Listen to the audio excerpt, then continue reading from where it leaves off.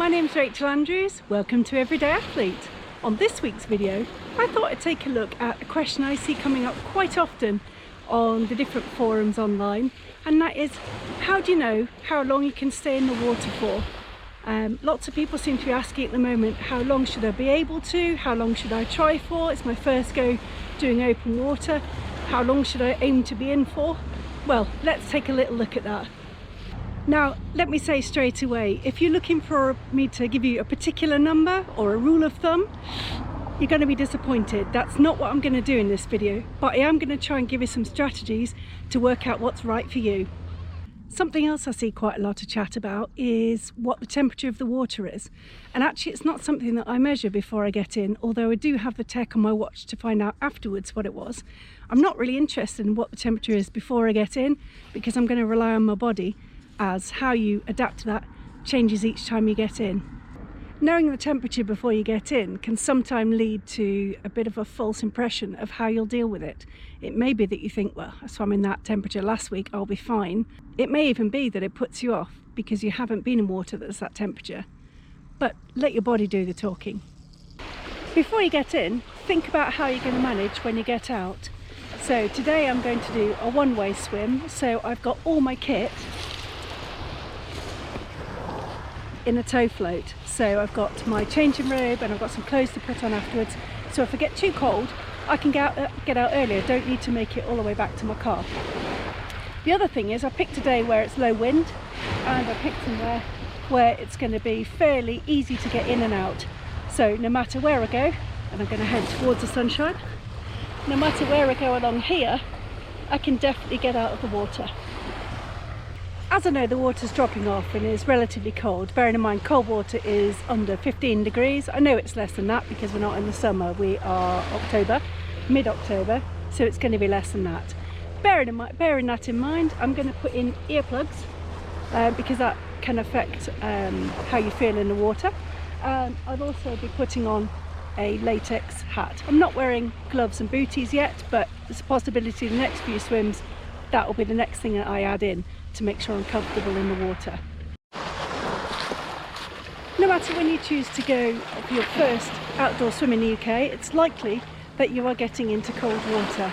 It's only right in the summer where we've got really, really warm water and it wouldn't classify as cold water swimming.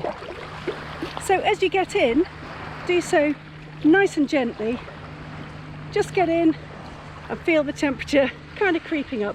At this stage, once I'm about waist deep, the next thing I do is duck in, and then for the sake of logging it, I start my watch and wait. I'll wait for about a minute to make sure that my breathing is sorted.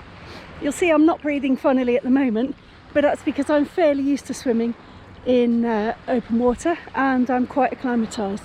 You might find that it takes your breath away and makes you swear or yelp.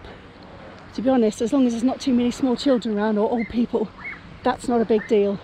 So whoop away to your heart's content and then just wait for your breathing to kind of come back to normal. And that might take a minute or two, but don't start swimming until you have normalised your breathing. Otherwise you're asking a ton of your body. Take a little look at the video I've got about cold water shock and you'll see what I mean from there. I'll link that below. So initially, when you first get in, everything stings, and I mean everything. If you haven't had an armpit burn yet, you have not lived. But it does subside after that couple of minutes. That all subsides and you feel a bit more comfortable. So it might make you whinge, might make it sting a bit, but once your skin gets used to it and your body gets used to it, you're okay. At that stage, you can have a nice little swim.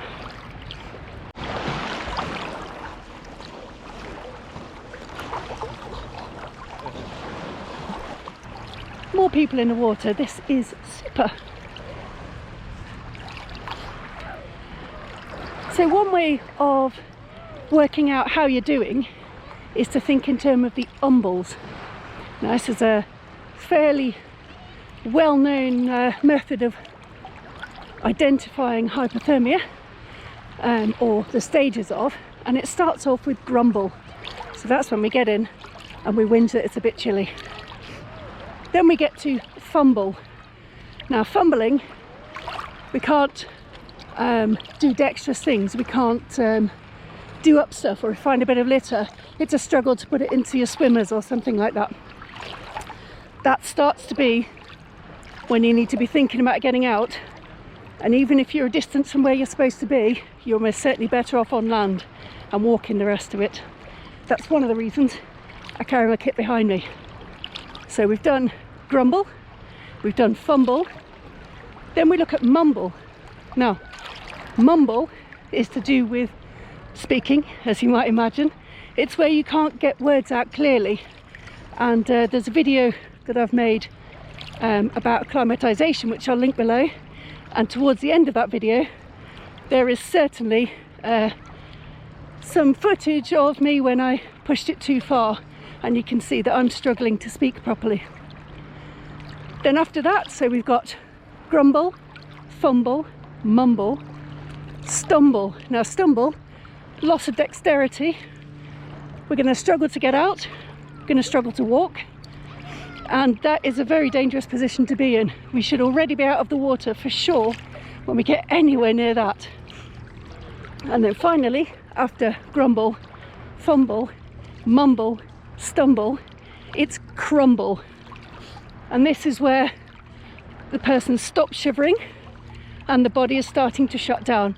Extremely dangerous, and somebody who ends up in that situation needs immediate medical help. So you might be wondering, what affects the speed at which we get to any of those stages? Well, it's down to acclimatization, it's down to fitness and fatness, or bioprene, and as you've seen on a fair few of my videos, I've got quite a bit of that, and it could be down to also what you've eaten that day, if you've eaten anything at all, and whether you're getting in feeling fit and healthy, and what the conditions are like, how cold the water is, if it's a lot fresher than the last time you went in, if there's a lot of wind. If it's really windy, every time your arms come out the water, for example on front crawl or backstroke, then the wind is whipping the water off you and whipping that temperature away as well. I mentioned earlier that I will switch on my watch, which is what I've done. I have something running on here, and it records distance, although not when I'm doing breaststroke. It just records a kind of ropey distance for that, but it does record temperature. I sometimes take a look at that if I felt that it was particularly cool, or that I felt particularly good in the water, but it's more out of personal interest. I'm not interested in sharing that information with anybody unless they were swimming with me and would like to know also, but it's not something that I post online. Equally, I don't post the distance that I'm swimming normally online, because it's so personal. It's not a competition, this outdoor swimming lark. It's about what you can get out of the activity, and how you feel while you're doing it. It's one of those things that we can all take part in at any level, for any length of time, and still get the same enjoyment.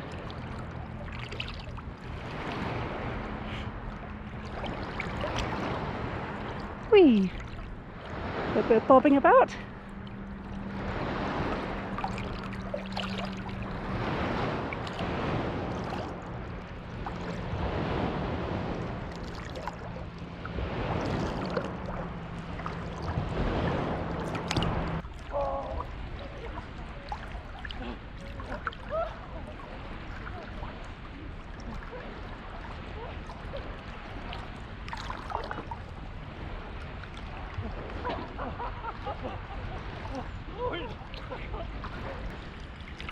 So pick your swims wisely, choose a location that you know, or go with people that know the location. Either leave your stuff on the side and get in and swim just about in front of it. Could be a dip, could be a swim, but don't pressure yourself to need to swim a certain distance or be in for a certain time. Think about what you're getting from the experience. think about how you're feeling, take in the atmosphere, take in the views, and just enjoy the situation. So that's it for my swim today. I'm getting out now because I'm at my end point, but luckily, although my hands are kind of a bit crinkly, I haven't got to a position where I feel uncomfortable. My hands are starting to feel a bit chilly, but I'm not too bad, and as you can see, I'm speaking quite lucidly. So I hope that this week's video has been of some use to you, and that it's encouraging you to get on and take that first step into cold water. But just be really mindful that although you can ask for answers on the internet and you can seek guidance, nobody knows your body like you do. Get in somewhere safe, somewhere where you can easily get out, and hopefully along with somebody else, although that isn't essential. I could just as easily here have had a nice drift about within my own depth and just stepped out when I was ready. Well, I've got myself out the water and dressed quickly, made sure I got my bobble hat on and I'm nice and toasty warm before I do anything else. I hope you've enjoyed this week's video. If you did enjoy it, please give it a like and drop me a comment. And also consider subscribing to my channel. There's so many videos on there about outdoor swimming. I think you'll love it. And I'll see you next time. Bye!